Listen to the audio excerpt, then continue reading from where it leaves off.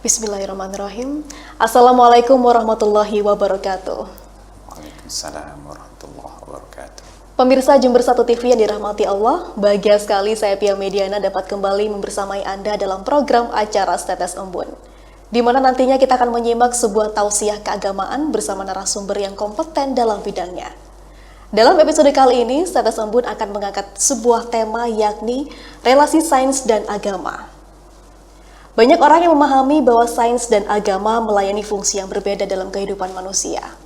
Sains yang dianggap bertujuan memahami hubungan sebab akibat fenomena-fenomena alam, sedangkan agama dianggap tujuan untuk mengikuti suatu jalan hidup di dalam kerangka makna yang lebih besar. Namun dalam agama Islam, selain beriman, kita juga dituntut untuk berilmu. Dan ilmu akan dianggap sebagai sebuah berkah apabila bisa bermanfaat bagi individu tersebut dan juga orang lain. Lalu bagaimana Al-Quran merumuskan makna relasi sains dan agama? Selengkapnya akan kita bahas bersama narasumber yang telah hadir di studio kita kali ini, yakni Kiai Haji Dr. Insinyur Soleh Afifi MSI. Beliau adalah anggota Majelis Ulama Indonesia Jember. Kita sapa terlebih dahulu pemirsa. Assalamualaikum Ustadz. Waalaikumsalam warahmatullahi wabarakatuh. Selamat datang di Jember 1 TV. Terima kasih Mbak Apa Pia. kabar hari ini? Alhamdulillah. Alhamdulillah. Dan pemirsa juga mungkin tahu beliau ini adalah seorang akademisi di Universitas Jember Fakultas Pertanian, Pertanian, Berarti sehari-hari aktivitasnya juga fokus mengajar seperti itu? di Fakultas Pertanian. Di Fakultas Pertanian. Terus ngajar santri juga. Di santri, Iya. Para santri di mana Ustaz? Mahat El Afif. Mahat El Afif. Ya, di dekat Nyaman 1, selatan Nyaman 1. Baik, dan luar biasa Ustadz ini kiprahnya juga banyak sekali. Dan pemirsa, tema yang menarik pada episode kali ini Ustadz adalah relasi sains dan agama. Banyak orang yang mungkin masih belum memahami bagaimana relasi yang harmonis antara sains dan agama mengaplikasikan ilmu terhadap nilai-nilai keagamaan. Untuk itu kami persilahkan Ustadz untuk menjelaskan kepada kita semua terkait tema relasi sains dan agama. Kami persilahkan. Terima kasih Mbak Pia. Okay. Assalamualaikum warahmatullahi wabarakatuh. Waalaikumsalam warahmatullahi wabarakatuh. Pemirsa Jember TV yang dimuliakan oleh Allah, alhamdulillah wa syukurillah. Mari kita bersama-sama bersyukur kepada Allah SWT. Pada sesi kali ini kita berkesempatan untuk mendiskusikan materi hubungan sains dan agama.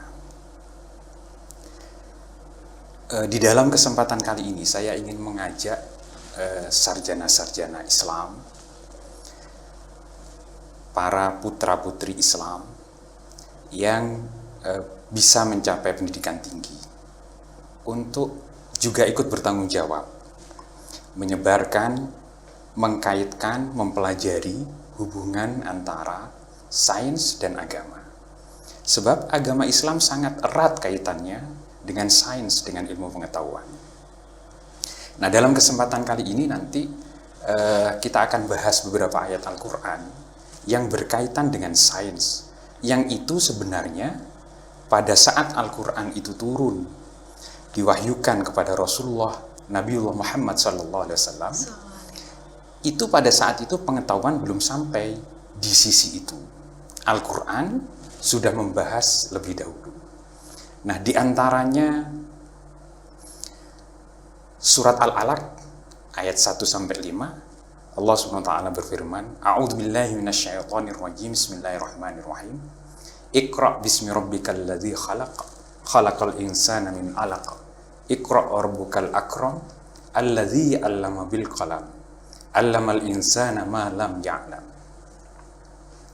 Iqra' dawuhnya Allah, bacalah, bismi rabbikal ladzi khalaq, dengan nama Rabb engkau, alladzi khalaq, yang telah menciptakan, khalaqal insana min 'alaq, yang menciptakan manusia dari segumpal darah.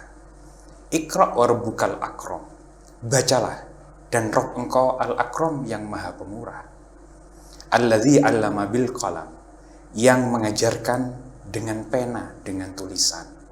'Allamal insana ma lam ya'lam, mengajarkan manusia akan apa-apa yang dia tidak ketahui.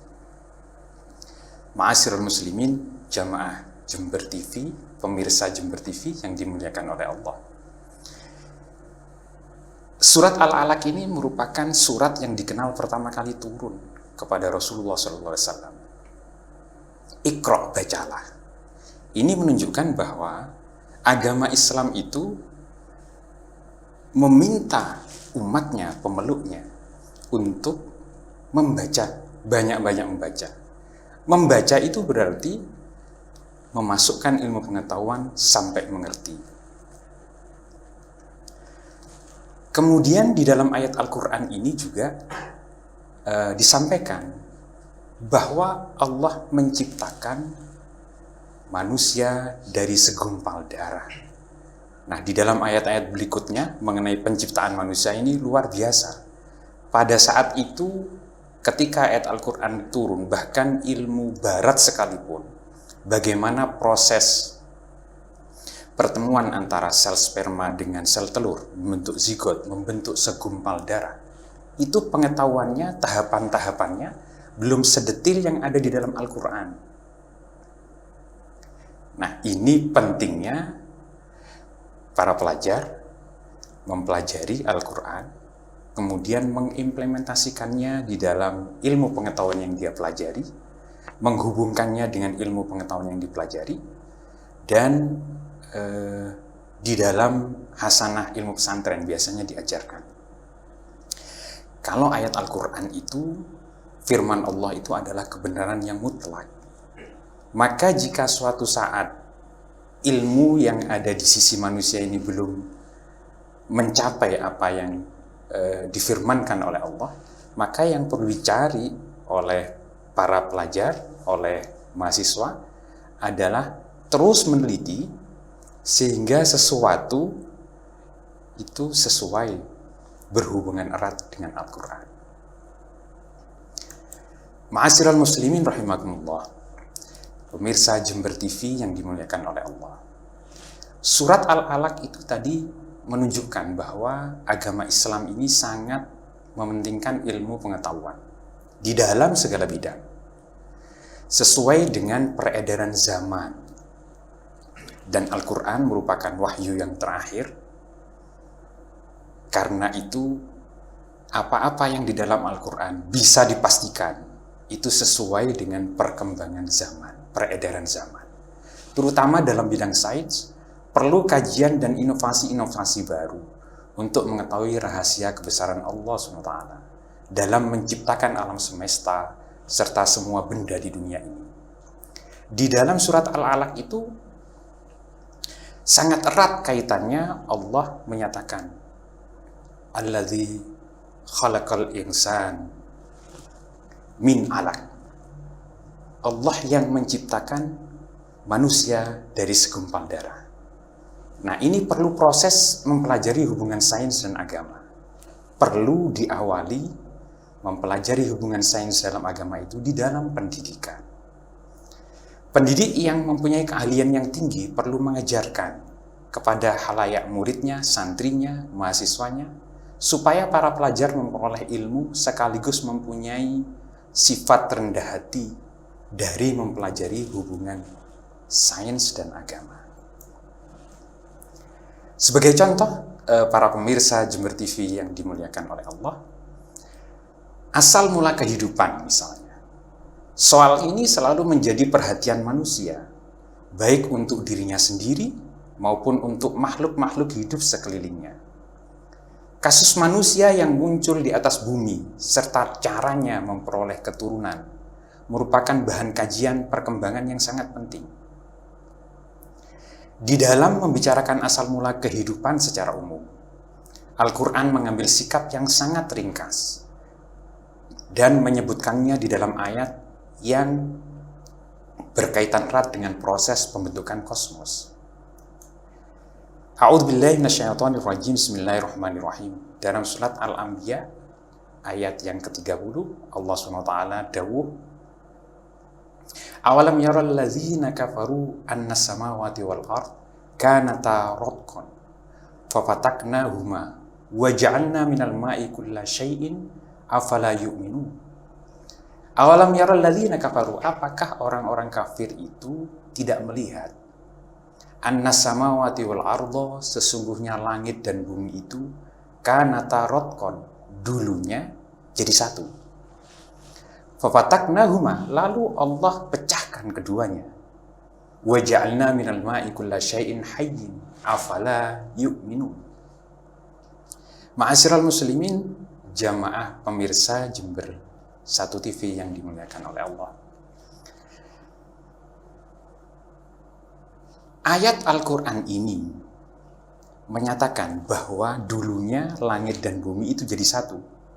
Ini seperti teori Big Bang.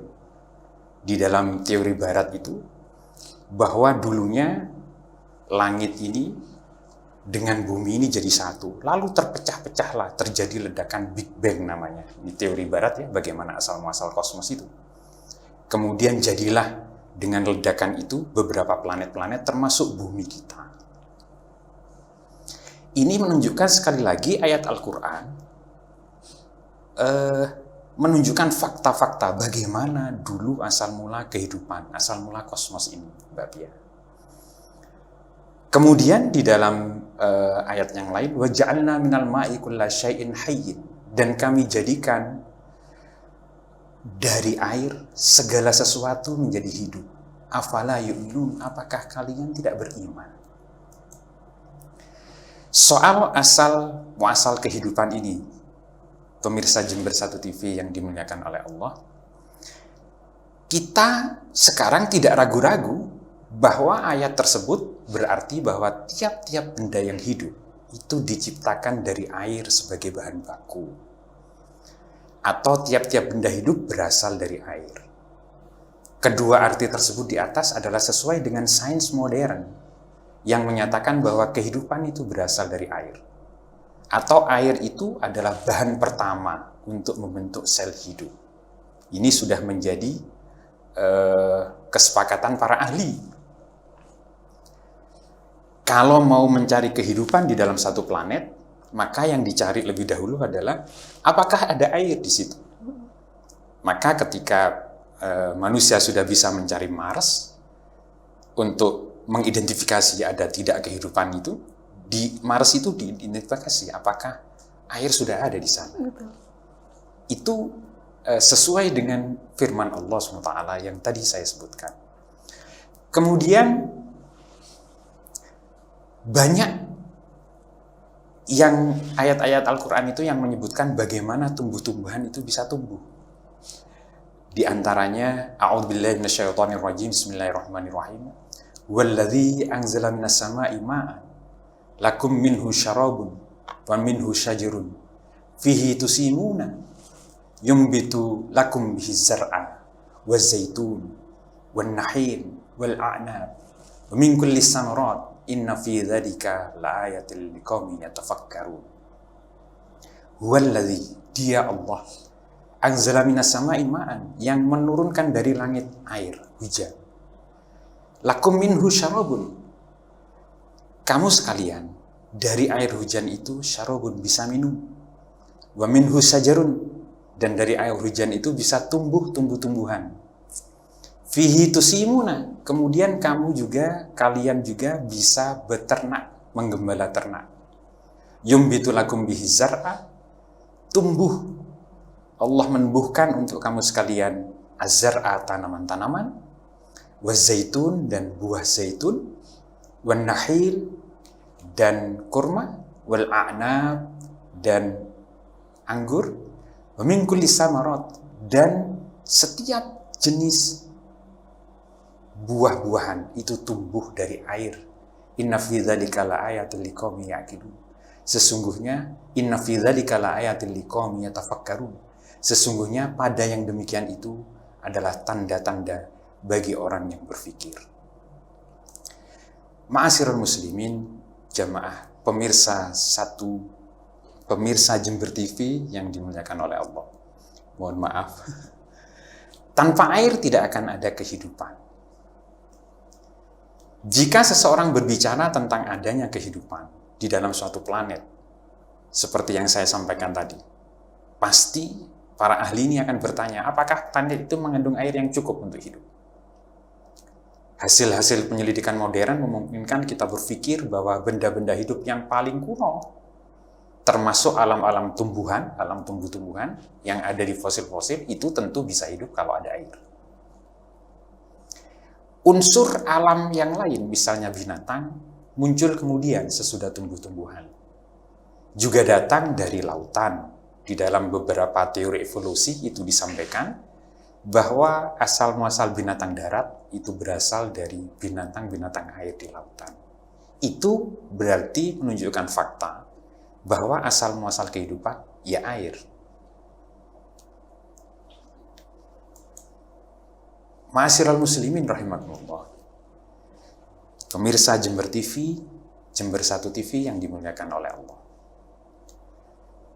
Di dalam surat yang lain, Allah SWT berfirman, A'udzubillahi minasyaitonirrajim, Bismillahirrahmanirrahim.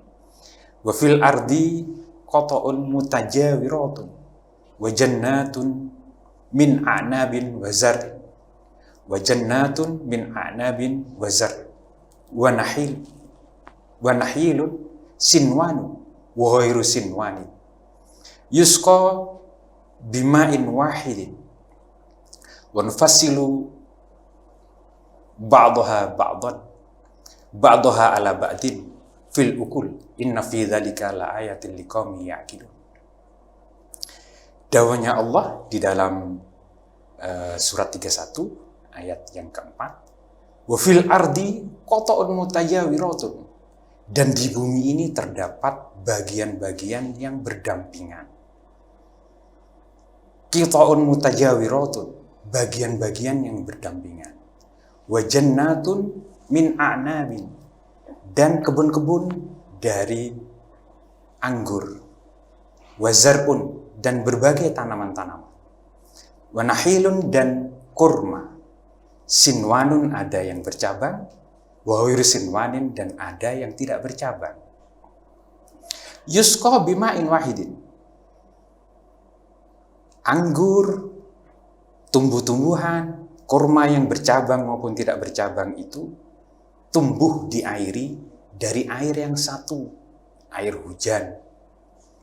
Wa nufassilu ba'daha ba'dad, dan kami jadikan berbeda-beda satu dengan yang lain. Fil ukul, di dalam rasanya, jenisnya, bentuknya. Inna fi dzalika laayatin liqaumin ya'qilun. Sesungguhnya pada yang demikian itu tanda-tanda bagi orang yang berakal. Ma'asyiral muslimin rahimakumullah.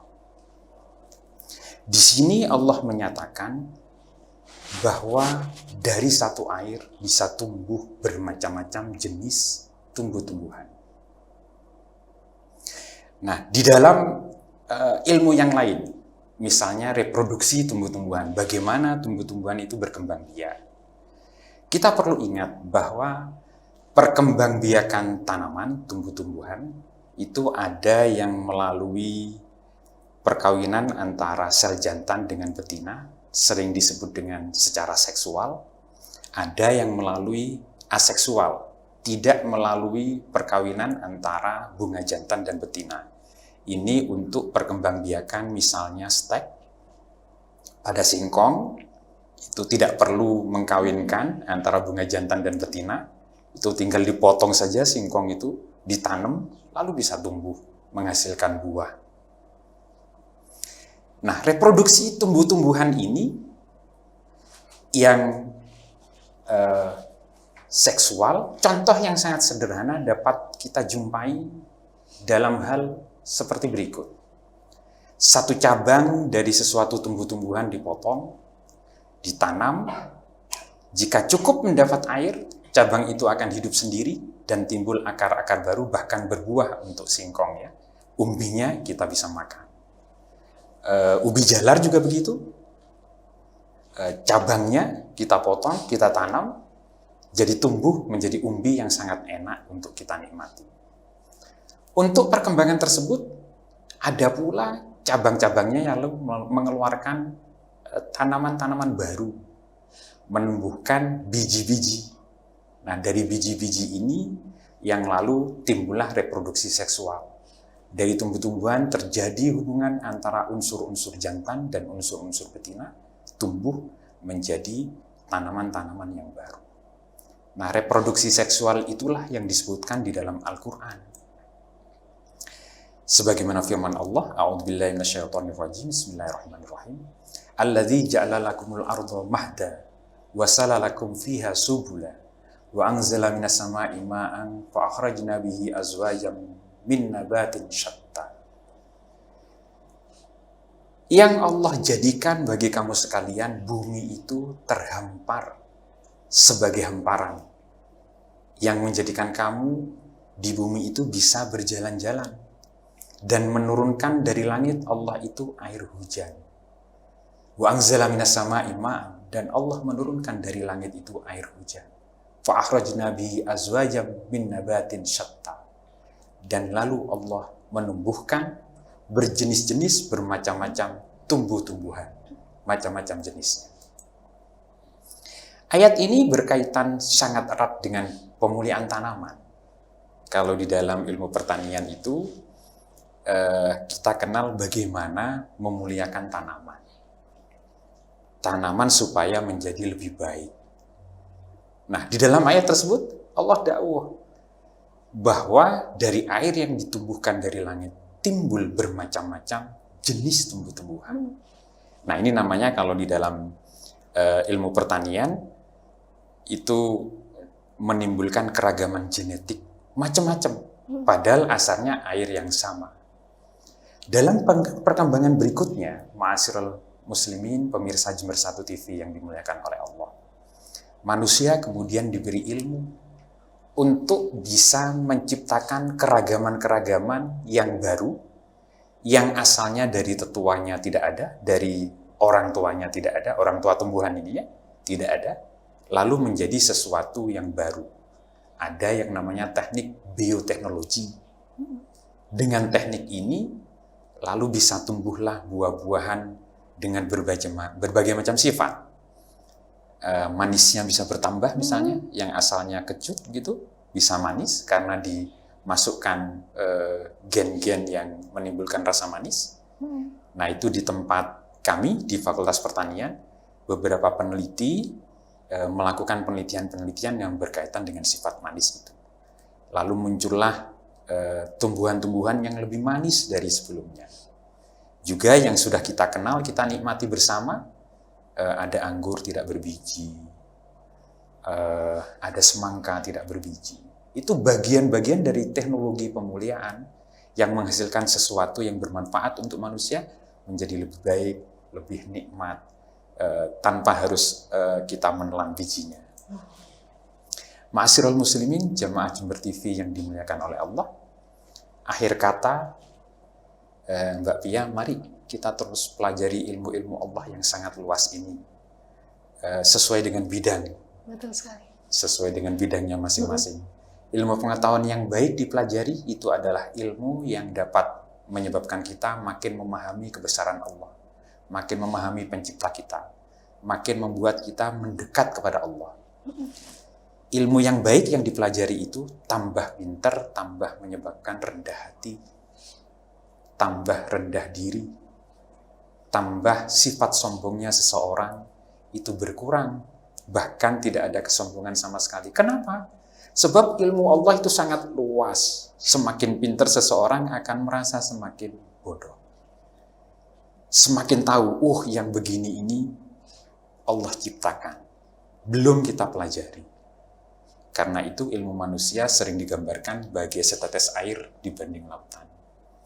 Mbak Pia, saya kira itu yang bisa saya sampaikan. Hubungan sains, ayat Al-Quran tadi, ayat-ayat Al-Quran tadi yang sangat erat kaitannya dengan sains modern. Dalam hal ini saya sebutkan pemuliaan tanaman, bioteknologi, dan seterusnya. Terima kasih, itu yang bisa saya sampaikan. Menarik sekali Ustadz Sholeh Afifi. Maka dari itu kita diimbau untuk selalu belajar, selalu banyak memahami banyak hal begitu. Karena semakin kita tahu banyak hal yang tidak kita tahu, kita akan semakin sadar bahwa kebesaran Allah itu ada. Benar. Namun lagi-lagi masih ada beberapa orang ataupun teman-teman di sekitar kita yang tidak bisa mengaplikasikan bagaimana kemuliaan ilmu terhadap kesadaran kebesaran Allah begitu. Apakah penyebab orang lain yang tidak bisa menemukan relasi sains dan agama seperti itu, Ustaz? Oke, penyebabnya bisa macam-macam ya. Tetapi yang paling utama adalah dari pendidikan asal. Nah, seseorang itu sebaiknya, kalau boleh saya menyarankan kepada para orang tua, kepada para murid-murid juga yang sekarang sedang belajar, pelajarilah sekaligus dua sisi ilmu. Kalau boleh saya mengatakan, semuanya ilmu Allah sebenarnya ya. Betul. Tapi kalau boleh saya menyatakan, pelajarilah ilmu umum dengan ilmu agama sekaligus. Sebab untuk menyadari betul bahwa kita itu bersyahadat misalnya, asyhadu an la ilaha illallah, aku bersaksi bahwa tidak ada Tuhan selain Allah. Kalau menyadari bahwa Rabb-nya itu Allah, maka akan muncul kesadaran di situ, segala sesuatu ini ciptaan Allah, termasuk kita sendiri, ilmunya itu juga begitu.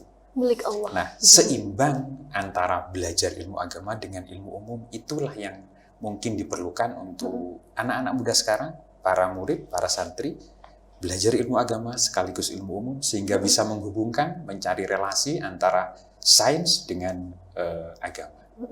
Jadi setiap apapun bidang yang dipelajari di dunia ini tentu ada korelasi terhadap kebesaran Allah. Karena semua ilmu itu adalah milik Allah, begitu ya Ustaz? Betul. Namun seharusnya orang yang berilmu tentunya akan makin beriman, begitu. Jika terjadi sebaliknya, apa yang salah dalam titik itu? Oke. Mungkin kalau saya boleh mengambil contoh Stephen Hawking ya. Itu salah seorang ilmuwan terkenal yang kemudian dia mempelajari berdasarkan kekuatan otaknya, tapi sayang dia tidak dapat hidayah ya.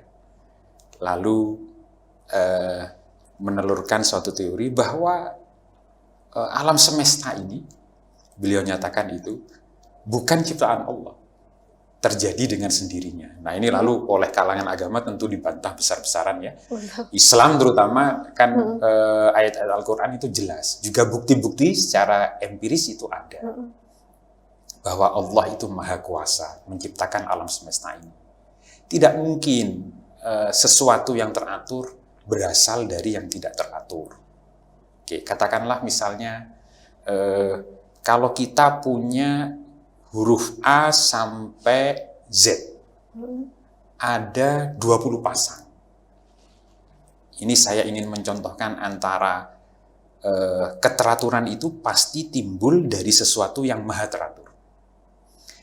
Kalau kita punya A sampai Z huruf, 20 set, kita lemparkan ke udara.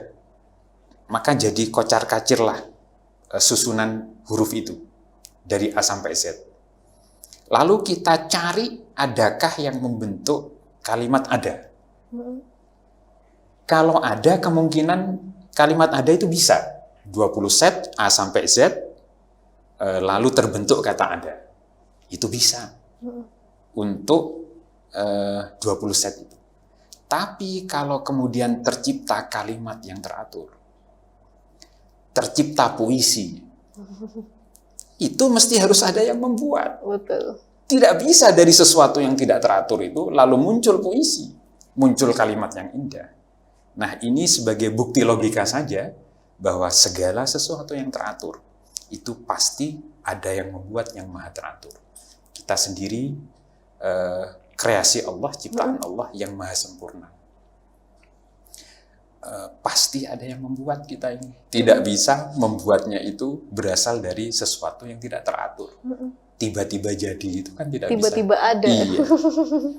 Nah, itu Mbak Pia, jika seseorang mempelajari sesuatu, kemudian selalu dikaitkan dengan ilmu tauhid misalnya, jadi ilmu agama itu tadi, dia akan semakin menyadari bahwa sesuatu ini disebabkan oleh Allah SWT. Imannya akan semakin bertambah. Tapi kalau sejak dini kok tidak mempelajari atau tidak dapat hidayah misalnya ya, seperti statusnya Stephen Hawking itu, dia tidak akan menemukan itu. Makin jauh dari Allah SWT. Yang menemukan salah satunya asalnya beragama Kristen kemudian masuk Islam. Contohnya ilmuwan yang terkenal itu Maurice Bucaille. Dia mengarang satu kitab Al-Quran, Bible, dan Sains Modern. Membandingkan antara kitab Bible dengan Al-Quran, kemudian menemukan hidayah dan beriman masuk Islam. Masya Allah. Jadi memang sangat penting peran orang tua apalagi ya Ustaz. Betul. Jadi menyandingkan ilmu duniawi sekaligus dengan tauhid Iya. agar berjalan dengan seimbang Iya. begitu. Itu terkait dengan ilmu dan iman. Namun semakin kita banyak ilmu, semakin kita banyak mengetahui hal-hal di luar sana, tentunya hal itu menjadi tantangan atau ujian tersendiri ketika orang tersebut bisa rendah hati atau tidak. Bagaimana cara kita agar bisa tetap rendah hati? Tips untuk bisa tetap menjaga kualitas diri begitu, Ustaz. Baik ya. Saya mendapati bahwa para guru besar di Universitas Jember semakin bertambah umur semakin arif, Semakin arif. semakin rendah hati, semakin toleran. Saya dapati itu. Gus Dur dawuh, ini dawuhnya quote dari Gus Dur ya. Gus Dur dawuh, jika orang tidak toleran berarti ilmunya kurang banyak. Jadi semakin banyak semakin toleran Ya, begitu. semakin toleran. Semakin banyak ilmunya, semakin tinggi ilmunya, semakin toleran. Nah, toleransi ini bentuk salah satu rendah hati. Kita mengakui adanya keberagaman agama, keberagaman suku. Semakin banyak tahu, semakin banyak, oh ternyata begini. Ada salah seorang profesor di tempat saya, kalau orang kurang piknik, ya, istilahnya kurang ilmu itu kurang piknik. Kurang gitu. piknik. Hanya hidup di tempurungnya saja. Ya. Betul. Saya sebutkan saja Prof. Sulamin namanya. Jika orang itu kurang piknik, itu dia kurang rendah hati. Kurang bisa menerima segala kondisi yang tidak sama dengan dirinya. Jadi, untuk yang masih tidak bisa rendah hati, rendah diri, ya terus belajarlah. Sampai menemukan sesuatu yang membuat dirinya sadar bahwa di atas langit masih ada langit. Di atas kepintaran kita masih ada yang lebih pintar lagi. Di atas orang alim masih ada yang lebih alim lagi. Dan itu membuat seseorang lalu menundukkan kepala. Tidak merasa paling. Gitu ya. Dan apakah itu bisa dijadikan sebuah keniscayaan, Ustaz? Semakin tinggi ilmu, maka bisa semakin rendah hati, semakin toleran. Namun ilmu di sini mungkin bisa dikaitkan, harus diiringi dengan tauhid, ilmu agama tadi. Ya, Itu yang terpenting. Ya, itu tentu itu harus seperti itu ya. Kita juga dapati tidak banyak ya. Semakin tinggi ilmu, semakin takabur, semakin sombong juga ada ya. Nggih. Jadi yang terpenting adalah bagaimana ilmu dan tauhid itu berjalan dengan seimbang. Ya, ilmu agama dan ilmu umum kalau boleh saya generalisasikan ya. Betul. Itu supaya seimbang agar bisa menyelami, menjadi rendah hati, tambah iman, tambah ingin bermanfaat untuk lingkungannya. Sebab Rasulullah kan dawuh khairun nas anfa'uhum linnas. Ini hadis yang saya pikir bisa menjadi penutup bagi kita semua. Khairun nas anfa'uhum linnas. Dawuhnya Rasulullah, sebaik-baik manusia itu adalah yang paling banyak manfaatnya untuk manusia yang lain. Dan mari kita semua menjadi bermanfaat untuk manusia yang lain. Rasulullah tidak dawuh gini loh, khairul muslim anfa'ul muslim, tidak. Dawuhnya Rasulullah khairun nas anfa'ul linnas.